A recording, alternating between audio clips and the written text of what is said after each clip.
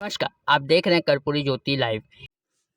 आज क्षेत्रीय राजनीतिक दलों में इतनी ताकत नहीं है तब वो अपने बलबूते पे केंद्र की सत्ता में काबिज होकर 90% शोषित वंचित जातियों को जरूरत और जनसंख्या के अनुपात में उन्हें सुनिश्चित भागीदारी दे सके।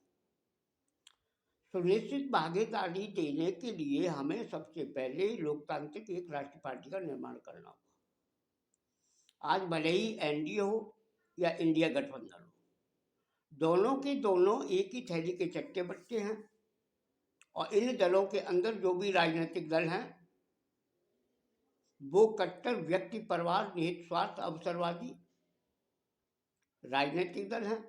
इनको राजनीतिक दल कहना भी सही मायने में तो लोकतंत्र का और भारतीय संविधान का भीषण उपहास होगा। कुछ दल कहते हैं कि लोकतंत्र खतरे में, कुछ दल कहते हैं कि संविधान खतरे में। अरे भाई, सबसे पहले भारत में एक लोकतांत्रिक पार्टी खड़ी कीजिए। लोकतांत्रिक पार्टी खड़े करने के बाद फिर आप केंद्र की सत्ता पर काबिज हो जाए। केंद्र की सत्ता में काबिज होने के बाद आप लोकतांत्रिक अवसर और अधिकार का सदुपयोग करते हुए और 90% शोषित वंचित या पिछड़े दलित जो भी हैं, जिनको भी आप जो भी कह लें, उनको उन्हें जरूरत और जनसंख्या के अनुपात में भागीदारी दे दें। मैं ये पूछना चाहता हूँ आज इंडिया गठबंधन से कि जब आप इतने समय तक सत्ता में रहे तो शोषित वंचित जातियों को उनके जन्म सिद्ध मौलिक अधिकार जो संविधान में निहित है, संविधान की प्रस्तावना में स्पष्ट रूप से लिखा है कि लोकतंत्र का मूल मंत्र है बराबरी के अवसर, बराबरी का अधिकार और बराबरी का बंटवारा। जब आपने जीवन के प्रत्येक क्षेत्र में संविधान के प्रस्तावनाओं को सामने रखकर आज तक बराबरी के अवसर, बराबरी का अधिकार और बराबरी का बंटवारा नहीं किया तो विद्रोह तो होगा। अब जो क्षेत्रीय दल हैं वो तो केवल परिवार, व्यक्ति, वंश, जात और धर्म नेतृत्व स्वार्थ अवसरवाद की राजनीति कर रहे हैं। उनके अंदर लोकतंत्र तो है ही।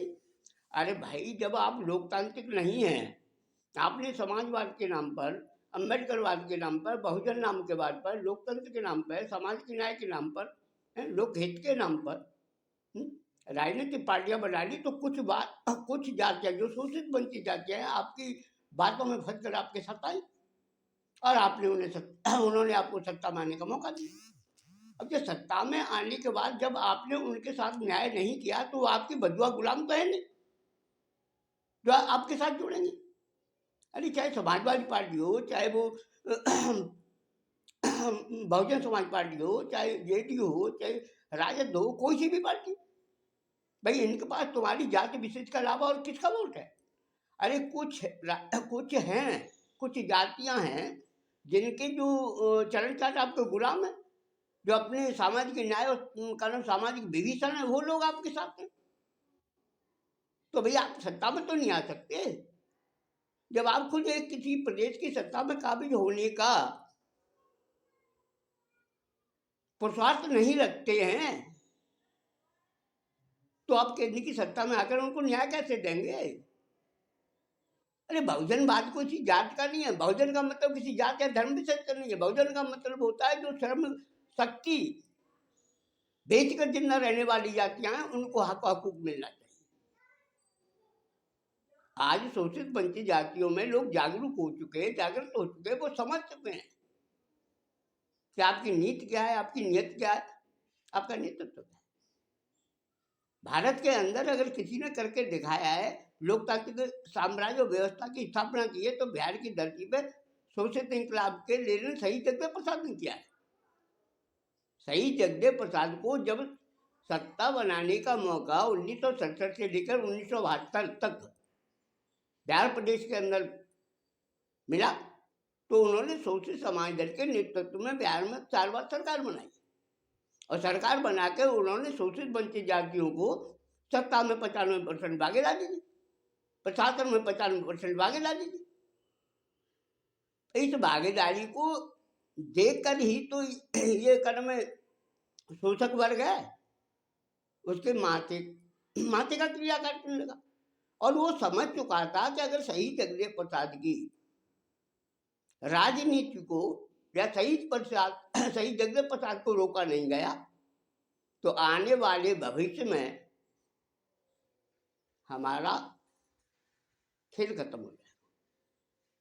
तब तो सारे जितने भी जो आज शोषित वंचित जातियों के भाग विधाता बैठे हैं, मसीहा बैठे हैं, उन्होंने एकजुट होकर तत्कालीन प्रधानमंत्री इंदिरा गांधी के नेतृत्व में शहीद जगदेव प्रसाद की हत्या करा दी। शहीद जगदेव प्रसाद की हत्या किसी व्यक्ति विशेष की हत्या नहीं थी, बल्कि 90% शोषित वंचित जातियों के हकों का हुकूमत के लोकतांत्रिक अवसर और अधिकार की हत्या थी। शहीद जगदेव प्रसाद द्वारा निर्धारित मानववादी मूल सिद्धांत नीति कार्यक्रम की हत्या थी। शहीद जगदेव प्रसाद की हत्या के बाद बिहार की सत्ता पर जितने भी राजनीतिक दल आए, किसने क्या किया भाई?